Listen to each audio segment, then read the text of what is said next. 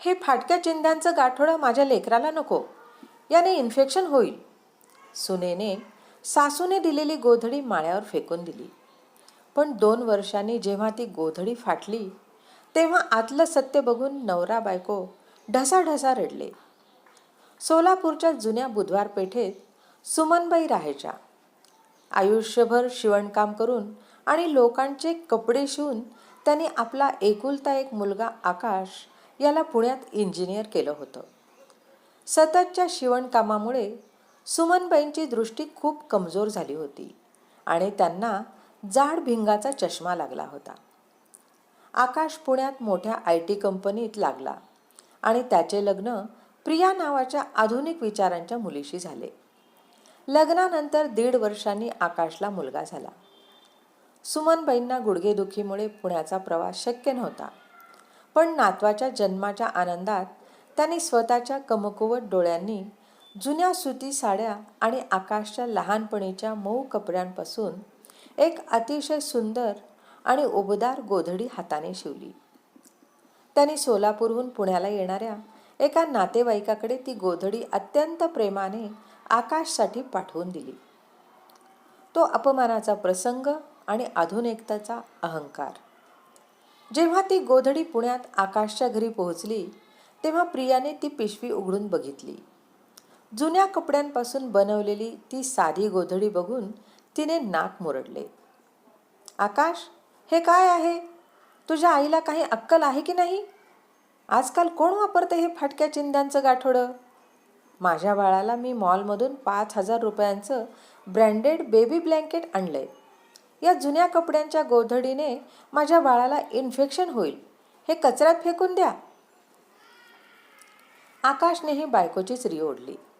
त्याने सुमनबाईंना फोन केला आणि रागाने म्हणाला, आई, परत असले भिकारचोट चाळे करू नकोस. आम्ही स्टँडर्ड लोक आहोत. असले जुने कपडे आम्ही वापरत नाही. ती तुझी गोधडी मी फेकून देतोय. सुमनबाई पलीकडून काहीच बोलल्या नाहीत. फक्त त्यांनी एक मूक हुंदका दिला आणि फोन ठेवला. आकाशने ती गोधडी कचऱ्यात टाकण्याऐवजी रागाने बेडरूमच्या वर असलेल्या अंधाऱ्या माळ्यावर एका कोपऱ्यात भिरकावून दिली. तो सत्याचा स्फोट आणि अंगावर काटा आणणारा प्रसंग. या घटनेला 2 वर्षे उलटून गेली. मंदीच्या काळात अचानक आकाशची नोकरी गेली. घराचा हप्ता आणि मुलाच्या आजारपणामुळे आकाशवर अचानक 3-4 लाखांचे कर्ज झाले. बँकेच्या नोटिसा येऊ लागल्या.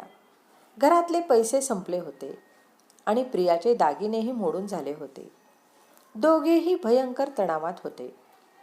एके दिवशी घरात काही जुने सामान विकून 4 पैसे मिळतात का यासाठी आकाश माळ्यावरची अडगळ साफ करत होता. धूळ खात पडलेल्या सामानात त्याच्या हाताला ती जुनी गोधडी लागली, जी त्याने 2 वर्षांपूर्वी रागाने फेकून दिली होती. ती गोधडी ओढताना ती एका लोखंडी खिळ्याला अडकली आणि कर्र असा आवाज करत मध्यभागातून फाटली. आकाश वैतागून ती फाटलेली गोधडी बाजूला फेकतच होता. तेवढ्यात त्या फाटलेल्या गोधडीच्या आतून कापडात गुंडाळलेली एक जड पुडी खाली फरशीवर पडली.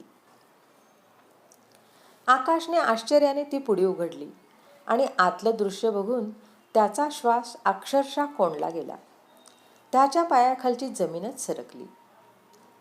त्या पुडीमध्ये सोन्याच्या 4 जड बांगड्या, सुमारे 5 तोळे सोनं आणि एक चिठ्ठी होती. आकाशचे हात थरथर कापू लागले.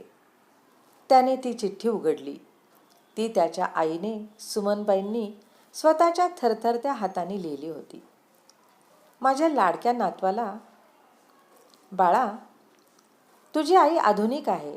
तिला माझे जुने दागिने आवडणार नाहीत हे मला माहीत होतं आणि SD बसमधून पाठवताना सोनं कुणी चोरू नये म्हणून मी माझ्या लग्नातल्या या 5 तोळ्यांच्या बांगड्या या गोधडीच्या आतल्या बाजूला शिवून ठेवल्या आहेत. बाळा, हे माझं आयुष्यभराचं एकमेव सोनं आहे.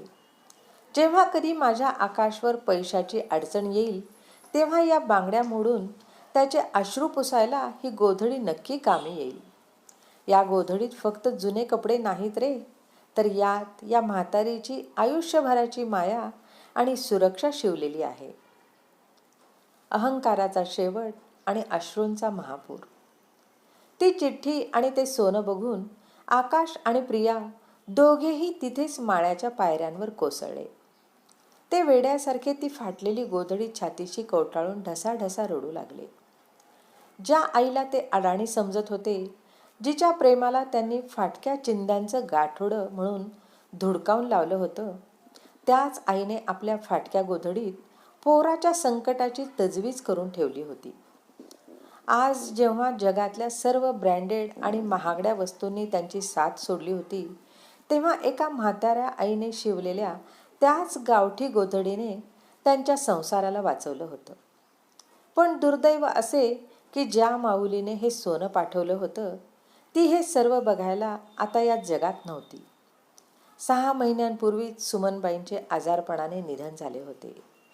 आकाशकडे आता पैसे आले होते, पण स्वतःच्या हाताने आईला घास भरवण्याची वेळ कायमची निघून गेली होती.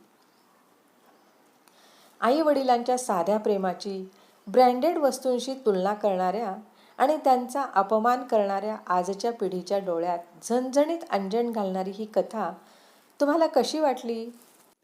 रसिक श्रोते हो, ही कथा तुम्हाला आवडली असेल तर लाईक करा, शेअर करा, सबस्क्राईब करा आणि एक गोड कमेंट द्यायला विसरू नका. जय श्रीराम.